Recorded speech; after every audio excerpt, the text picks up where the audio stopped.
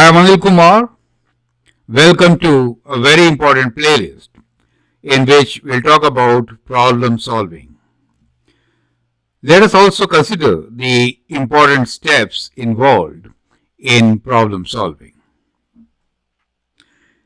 In this video, we are going to discuss 4 different types of questions where we'll take up linear equations, quadratic equations, and rational equations. The steps followed for solving these questions are actually given in the question itself. So let's read the question. It says, solve each problem by defining variables and then forming equations. Any word problem for that matter, you should first define the variables, then form the equations from the statements given to you. Include units and provide answer in words. So let us say you get an answer x equals to 10. It doesn't mean that you should only write x equals to 10 or the number 10.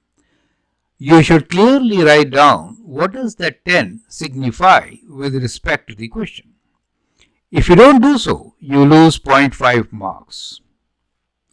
So I hope these are very important things which you understand, and only these things will help you get more than 95% marks.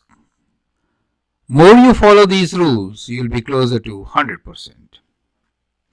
Well, that is what I call this as a success road. You may join my classes by sending an email on the address given. Understand the concepts and also see how do we apply these concepts in different contexts. After attending university. The winner of this year's Certificate of Achievement Schulich Leader Award is anil.anilkhandelwal.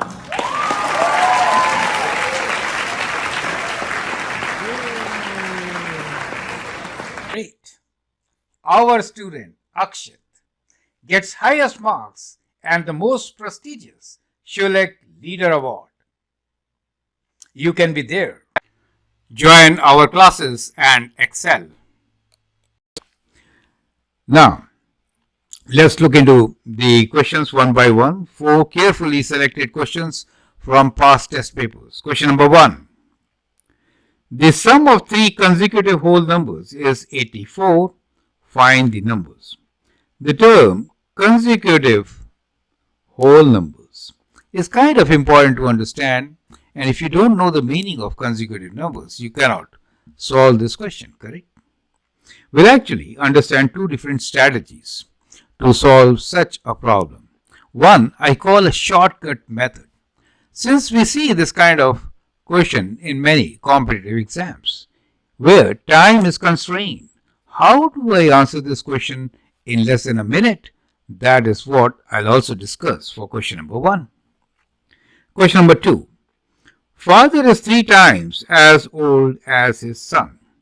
5 years ago, he was 4 times as old as his son. How old is each person now? Each person means you have to provide age of both father and son, the present age. And this question will involve writing expressions uniquely. So that will help you how to work out a translation from a statement to the equation also. Question number 3. Anil covered the distance of 6 kilometers in 48 minutes. He ran with an average speed of 10 kilometers per hour and walked at an average speed of 5 kilometers per hour. How far did he walk? So if we want to know how far did he walk, you should define a variable for distance walked. The variable, normally we say x or y, right? But when we are talking about walking distance, we could use w as our variable. It signifies walking, right? And then r for running, right? Run, r. It is not necessary to always put variables as x and y. Variable should be any lowercase alphabet which makes sense when we are discussing a question. Question number 4 here is, the sum of number and its reciprocal is 15 over 6. Find all such numbers. See, we are saying find all such numbers, not just one set of numbers. Right? There could be more set of numbers, then you need to include them all. The sum of number and its reciprocal. Many students get confused when we talk about fractions, the rational numbers and the reciprocals. And that is the reason of taking up this particular question. It is a very simple question, however, it might require some tricks. You can always pause the video at this stage, answer these questions, and then look into my suggestions. Now let's get cracking. We'll find the solution of the very first one, which is the sum of three consecutive whole numbers is 84. Find the numbers. Now it says solve each problem by defining variables. First thing, very important. Normally it is not mentioned in any question, in any book. However, this is how you have to solve a problem, and therefore I have included this as a part of my question itself. Makes sense, right? Okay, so let's define the variables. Sum of three consecutive whole numbers. So let a number be x. Consecutive means what? Consecutive means that numbers come one after the other. And they are whole numbers like 1, 2, 3, 3, 4, 5, 6, 7, 8, like this. So consecutive numbers have difference of 1 only, right? So let a number be x. The other numbers will be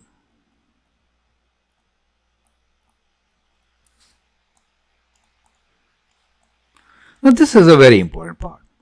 So when we say x is a number, normally we'll say x plus 1, x plus 2. Makes sense, right? So we could count as we go on, like natural numbers, right? But see the trick here. What I've done here is taken a number which is x minus 1 and x plus 1. Does it make sense? See, if I take three numbers, let's try to understand. Let us say example, if three numbers are 7, 8, 9. I could choose x as 7, the other two numbers are x plus 1, x plus 2. But I could also choose 8 as my number. In that case, one is one less, the other is one more. You get the idea. So defining variable is kind of very important. Now this helps me to really find the solution in much lesser time. Now we are given that sum of these three numbers is 84, correct? Since it is 84, I can write this as a statement x plus the other number is x minus 1 and the third number is x plus 1, right? So these are the three numbers whose sum is 84. Now when you add them, what do you get? You get x plus x, which is 3x. Minus 1 plus 1 is 0. So you get 3x equals to 84, and so x is equal to 84 divided by 3. So 3 times 2 is 6, 24 is what? 8, right? So x is 28. You get the idea. So taking x plus 1 and x minus 1 helps for easier solution. So now, what are my numbers? Well, clearly, the numbers are, so we can write the three consecutive numbers are 27, 28, and 29. You see one less and one more, since x is 28, correct? So that is how you could easily get a solution. Now this solution also gives you a hint. Do you see this hint?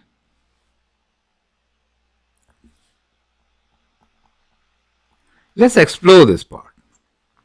So in the question we are given sum of three consecutive numbers.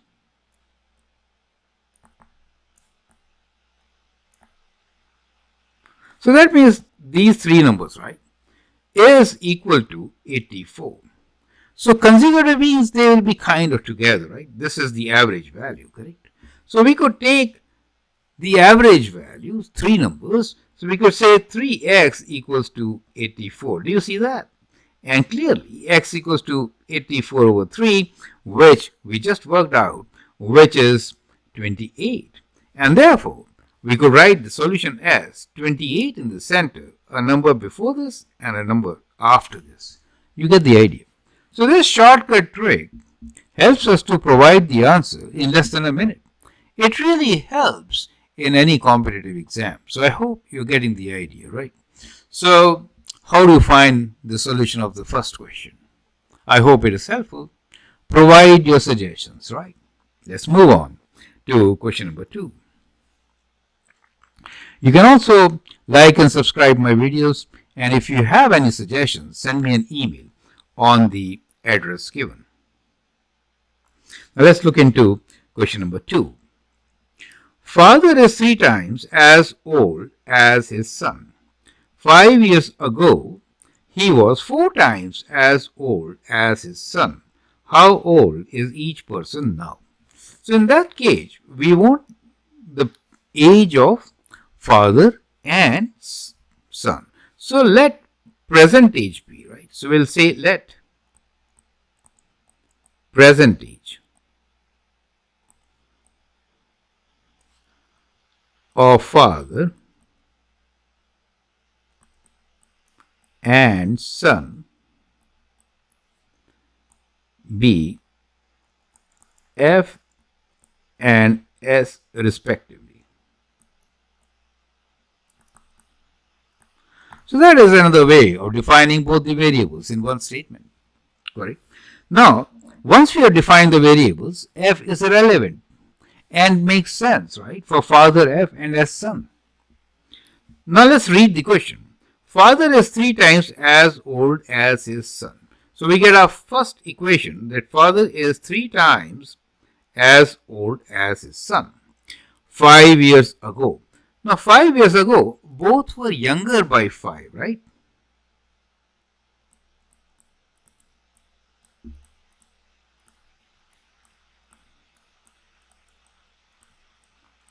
Does it make sense? So 5 years ago, he was 4 times. 5 years ago, father's age was what? Well, 5 years ago, father's age was F minus 5 and the son's age was S minus 5. But he was 4 times. So 4 times S minus 5. Do you see how we have translated? 5 years ago, he was 4 times as old as his son. How old is each person now? So now we need to find the age of father and son. So what we can do here is clearly substitute 3s for F. So if I do the substitution, then we can easily find the answer. Right? So instead of F, father's age, I'm writing 3s because F is equals to 3s. Make sense? So 3s minus 5 equals to, let's open this, 4s minus 20. Now it's a matter of bringing the terms together. Now I could bring 20 to this side. 20 minus 5 is equals to 4s minus 3s. And that gives me the son's age as 15. So the son's age is 15 and clearly father's age will be 3 times 15, which is 45. So we have got the value of S and F, right? Remember, we should be writing complete statement, right? So we should write the answer as present age of father is 45 years and that of son is 15 years. Now it also makes sense at this stage to check your solution, right? Does it make sense? Okay, it says father is 3 times as old as his son. Yes, that we know now. And then 5 years ago, he was 4 times. So 5 years ago, what was father's age? 40, right? And what was sun's age?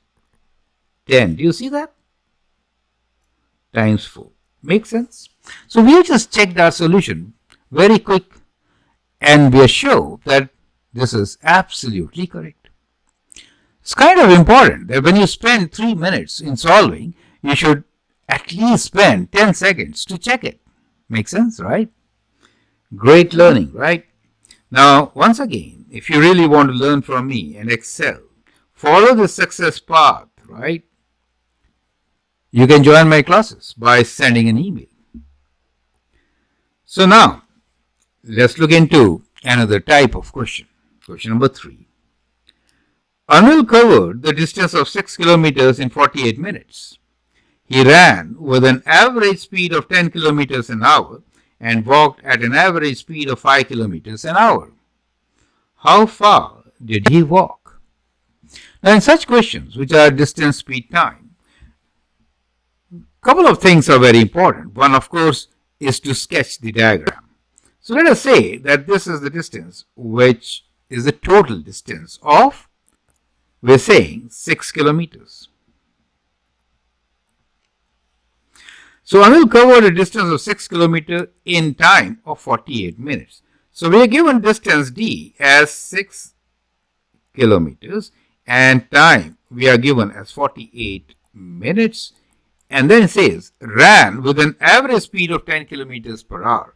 So the speed of running, so let's call this as speed of running r, right, with 10 kilometers per hour, and he walked at average speed, let's say speed walking, as 5 kilometers per hour.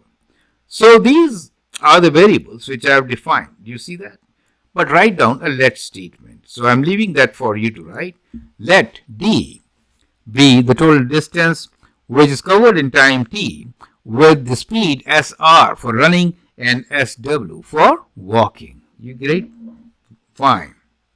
Now the thing is, how far did he walk? So let the distance, walking distance, be w, right? So we're saying let w be walking distance.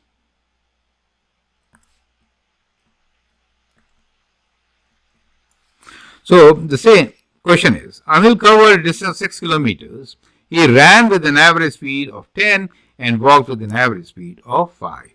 So let us say W is the walking distance. Let's say this much is W. So this means walking, right? Total is 6. How much did he run? Well, he ran 6 minus W, correct? So distance of running. Do you see that? So on this simple diagram, I can actually show that. Now, when we talk about distance, speed, time, all are related with one triangle, right? Where we have distance, speed, and time. Now, since we are given total time, and this time you see is in minutes, but the speed is in hours. You see that? So that means I should be converting time to hours, and that is 48 over 60 hours. This 48 over 60, you could simplify, correct? Dividing both by 12, you get 4 over 5 hours. Make sense? 4 over 5 hours, right? So if you simplify, the question becomes much, much simpler. So with this base given to you, I'd like you to pause the video, answer, and then look into my suggestions. Perfect? 4 over 5 is the total time.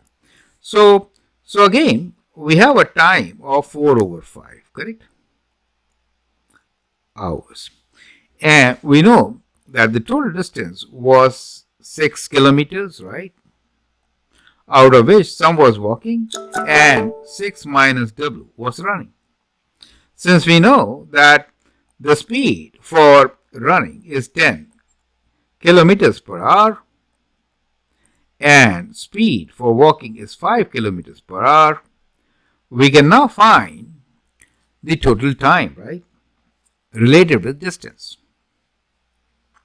Total distance is 6, right? Now, how do we relate it? Well, the triangle says that time is basically equals to distance over speed. Now in this case, walking speed is different from the running speed, right? So we have two times, right? So time for walking and time for running. So time for walking will be distance for walking and speed, right? Like this, you'll have an equation. So clearly, how much is this time? So we can add the times for both, right? So total time is given to us, which is 48 minutes or 4 over 5. So we can write our equation in terms of these two. So walking distance, W, let me use a different ink now, which is walking distance with the speed of 5 kilometers per hour plus the running 6 minus W with the speed of 10 is the total time, right? And this time is 4 over 5. So what are we adding? We are adding time for walking, right? And time for running. When you add these two times, you get total time, right? Which is 4 over 5. So you get an equation which involves fractions. You need to solve this particular equation. Look at the lowest common denominator, which is 10. So I can multiply each term by 10. If I do that, I get 2W plus 6 minus W equals to 4 times 2 as 8. So I hope this step is absolutely clear. Else you could follow my video on solving equations. A link for the same is being provided. Now, let us look into its solution. Well, 2W minus W is just W, and 8, we can take 6 on the other side, gives us 2. And therefore, we now know how far did he walk, right? So, we can write down our answer. And that is, Anil walked 2 kilometers. Include units, you get the idea. Now, the question could have been, find the distance he ran, find the time he walked, find the time he ran. And you can find all the parameters from what we've done so far. You can, right? So question for you to do is find running time. Okay, so let this be the question for you. Make an attempt to find the answer for this, and you can always provide this in the comments. Now let's look into the last question. It says the sum of number and its reciprocal is 15 by 6. Find all such numbers. So we'll say let the number be x.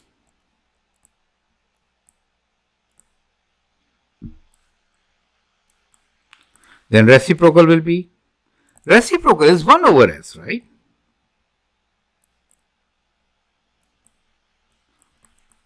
And we can now write down the equation x plus 1 over x is 15 over 6. Well, on the left side, I could take common denominator of 6 and then we get x squared plus 1 equals to 15 over 6. Correct?